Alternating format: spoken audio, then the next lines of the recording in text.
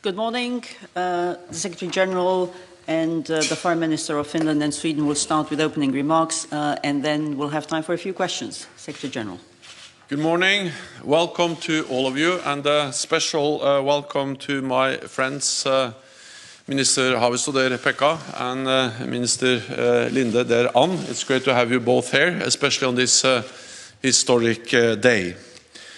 At the summit last week, Allied leaders agreed to invite Finland and Sweden to join the alliance. NATO ambassadors have just signed the accession protocols for Finland and Sweden. This is an historic day for Finland, for Sweden, for NATO, and for Euro-Atlantic security. Finland and Sweden will make strong and important contributions to our alliance. Our forces are interoperable. They have trained, exercised, and served together for many years. We share the same values, and we face the same challenges in the Baltic Sea and beyond. Russia's brutal invasion of Ukraine has shattered peace in Europe. So it is important we all stand together at this dangerous moment in our history. I commend all allies for moving so quickly in accepting Finland and Sweden's applications for membership. And I want to thank Turkey, Finland and Sweden for their constructive approach. The trilateral agreement they signed at the Madrid summit made today possible. I know all three parties are working hard on the implementation and robust follow-through, especially in the fight against terrorism. I now count on all allies to ensure the speedy ratification of the accession according to their national procedures.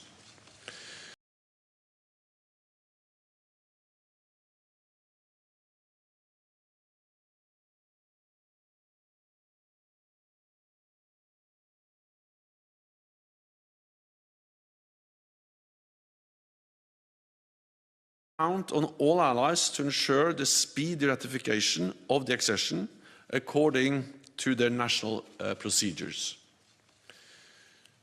The security of Finland and Sweden is important for our alliance, including during the ratification process.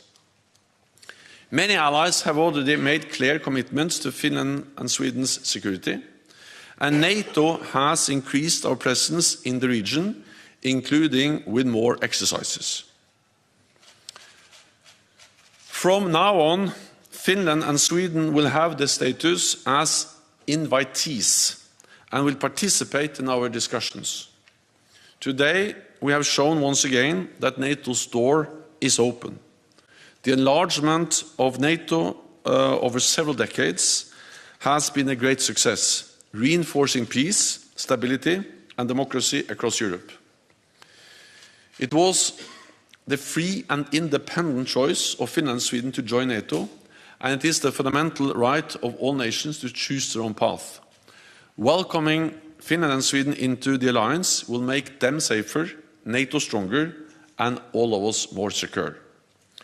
I look forward to seeing 2 more flags flying high at NATO. So with that, I pass the floor to Minister Haavisto, followed by Minister Linde. So please, Pekka. Thank you, Secretary General, dear Jens, Minister Linde, dear Ann, ladies and gentlemen, dear friends. The Madrid summit made a historical decision to invite Finland and Sweden to become members of the alliance. Yesterday, the accession talks were held between NATO and Finland. Today, I am pleased to see the signing of the accession protocol by all NATO allies. I participated in the signing event in the North Atlantic Council together with Foreign Minister Linde. I am very happy to take this step together with Sweden. We look forward to participating in the work of the alliance as an invitee member from now on. Actually, the first working groups started today, so our people start to work already from today. At the same time, the ratification process will be launched in all NATO member countries. We highly appreciate the support of the alliance to the membership of Finland and look forward to a swift ratification process. The membership of both Finland and Sweden will not only contribute to our own security, but to the collective security of the alliance. The strategic concept accepted at the Madrid summit will pave the way for the future of the alliance. Further strengthening NATO's defence and deterrence will increase security and stability in Europe. Secretary General, ladies and gentlemen, we look forward to safeguarding a secure and prosperous Euro-Atlantic region together with our NATO allies. Together, we are stronger in defending the rules-based international order and the principles of democracy, freedom, and rule of law. Thank you. Thank you. Please. Thank you, Jens, Secretary General. It's a true pleasure to be here today at the NATO headquarters, together with friends.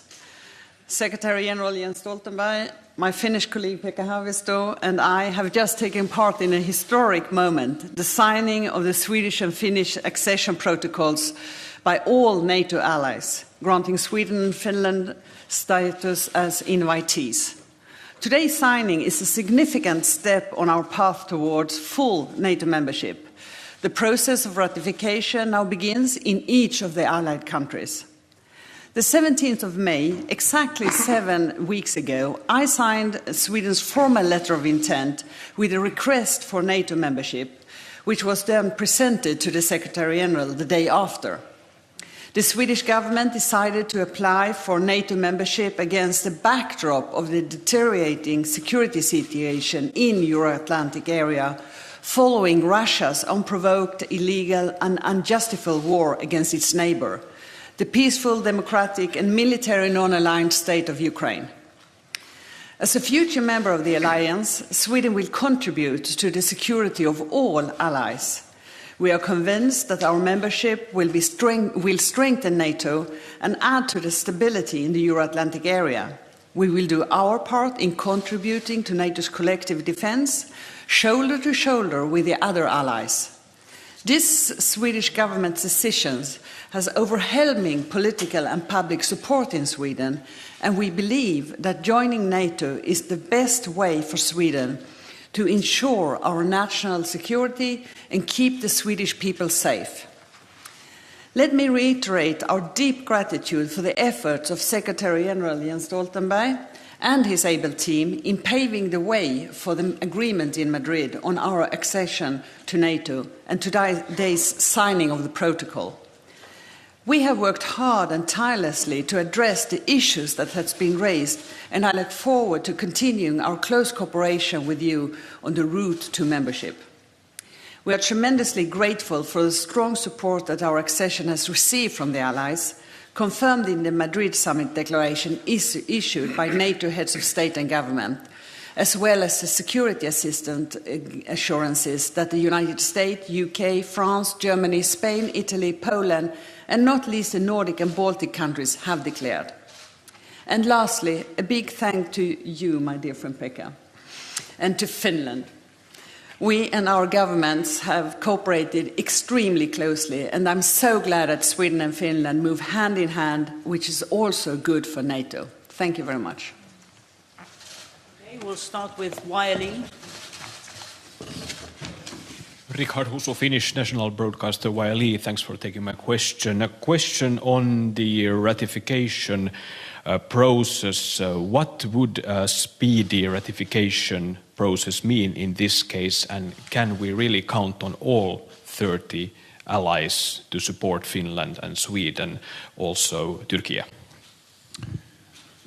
Well, the accession protocols that were signed today has to be ratified in 30 national parliaments, and different countries have different procedures, and therefore I'm very careful predicting exactly how fast this may go. But what we have seen is that many allies have prepared themselves. Many parliaments have already declared that they are ready to do this very quickly, and therefore I count on allies to deliver a quick and swift and smooth ratification process. Last time we had a similar ratification process in the parliaments. It took around 12 months or a year. So again, I will not tell you exactly, but we speak about months. And I welcome the fact that many allies have already started and announced that they will do this quicker than normal, and because they all see the importance of a quick accession process. Let me also add that as Minister Linde or Ann Linde just referred to, so far this has gone very quickly. This is the fastest accession process in NATO's history so far, because there are only 7 weeks since the applications were submitted to NATO until the signing of the accession protocols and the political agreement last week in Madrid. The next step will be the ratification, and that is for parliaments to finally decide. Andreas Öbrink, Swedish Television. Question for Foreign Minister Ann Linde. Mrs. Foreign Minister, do you now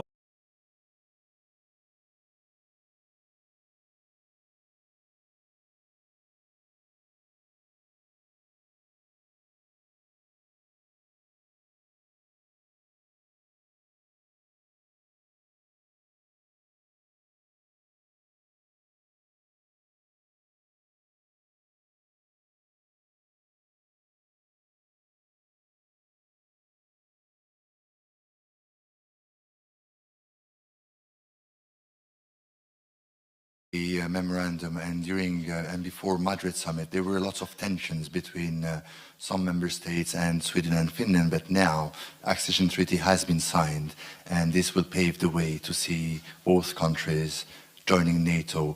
How can we win hearts and minds in Turkey and also in Finland? How can we build bridge so that we have a united Euro-Atlantic front against any threat, and so that we can show unity within the alliance? Thank you. Well, maybe I can just start by saying that I think that the unity that NATO allies have demonstrated by inviting Finland and Sweden to join, and also the unity we demonstrated at the Madrid summit, shows how NATO is able to deliver when we need to stand together. And President Putin tried to close NATO's door. We now demonstrate that NATO's door remains open by inviting two close and highly valued partners, Finland and Sweden, to become full members. I think the best way of winning minds and hearts is to continue to do exactly what we do, stand together in addressing all the different security threats we face, both a more aggressive Russia, but also, of course, the threat of terrorism, which is something which is high on the NATO agenda. And the memorandum Finland, Sweden and Turkey agreed provides a good platform to step up further cooperation on terrorism, which is important for all these countries and for the whole alliance. Maybe from the Finnish side, just to add that, of course, we have a very good and long-term relationship with Turkey. When Turkey applied for the EU membership, we were one of those countries that advocated that process. We have a very close cooperation on the peace mediation issues with Turkey. I have been visiting twice this spring Turkey, and we have had regular contacts between the presidents and also foreign ministers. So this constant communication, of course, continues now also during this ratification process. In this document and in this memorandum, we have actually addressed all those concerns that also Turkey had raised, including the terrorism, the PKK issue and so forth, and all those steps that are necessary to be taken are mentioned in the memorandum. So I'm very much thinking that based on that cooperation that we agreed, we can go forward and also hopefully please the concerns of Turkey at this moment. Yeah, and I can also say that we had very respectful negotiations. We took very seriously on the security concern that was raised by Turkey. And during our OSCE chairpersonship last year, we had a good and constructive relation with Turkey. So I don't see a reason why we shouldn't be able to have it also when it comes to being in the same alliance as NATO members. Lady in the back. Thank you. Teija Sutinen, Helsingin Sanomat. I have a question for the foreign ministers. What would happen if some member country ratified Finland's protocol but not Sweden's, or the other way around? Well, I don't think it's meaningful to speculate about that, and I don't see any signs that we should not act together and that the parliamentarians should see it separately. On my behalf, I think this has been a really good cooperation all the time with Sweden, and we have been going through this process hand in hand, and we of course hope that this will last to the end of the process. We are in a similar security situation. Our security cooperation is well advanced between Finland and Sweden, and NATO will benefit when we are coming together to NATO. Dagens Nyheter. Gripeberg, Swedish Daily, Dagens Nyheter. I want to ask you about the memorandum to Stoltenberg, please. At the press conference last week, President Erdogan said that this memorandum has moved the red lines forward for Turkey within NATO. And also the foreign minister reiterated that in an interview yesterday, that this memorandum should also affect other NATO members. And so my question is, how do you think it will affect NATO, this memorandum? Well, so I think this memorandum is very important because it is a strong document that provides a good platform for Finland, for Sweden, for Turkey to work together on something which is of great concern for the whole alliance. Fighting terrorism has been and continues to be important for NATO. Terrorism is something we condemn in the strongest terms in all its forms and manifestations, and of course we welcome that Finland and Sweden, as two countries that will soon become members of NATO, now have agreed a platform with Turkey to work even closer on something which is important for Finland, for Sweden and Turkey. And you can read the memorandum with all the different provisions spelling out or outlining how they can work more closely together, including by establishing a permanent mechanism to share more information, to step up efforts to fight terrorism. Let me then also add that, of course, the actions these countries will take will be within their own legislation and the rule of law, and based on the laws the national parliaments in Finland and Sweden have agreed to. And that's obvious, but this is not as if they have made fighting terrorism has been important for all of us for a long time, and this document provides us with a tool to do more of that together. Last thing on this is to say that fighting terrorism was an important message from the Madrid summit. It is strongly reflected in the new strategic concept, one of the main threats we address in the strategic concept. Second, we had a dedicated session, the second day of the Madrid summit, to the fight against terrorism, and we agreed to step up, including by working with partners in the south, like Mauritania, Tunisia and other partners, to do more in the fight against terrorism, in addition to our mission in Iraq, that helps to ensure that ISIS do not return. So I welcome this joint memorandum. It fits very well into the efforts of NATO allies to fight terrorism. Okay. Frankfurt Allgemeine. Thomas Kutschka, Frankfurter Allgemeine Zeitung. A question to the Swedish foreign minister. At the closing of the Madrid summit, President Erdogan has specifically said that Sweden had promised, that was the word he used, to extradite 73 terror suspects to his country. He said the number was originally at 60 and then it went up to 73 during the negotiations. He also said, while it's not mentioned in the text, it's a politically binding promise that for him is the necessary condition to agree ratification in Turkey. So my question is, how many extradition requests have you received so far from Turkey? Did you receive any new requests following the memorandum? And did you actually make this promise to Turkey? And the same question goes more or less to the Finnish foreign minister.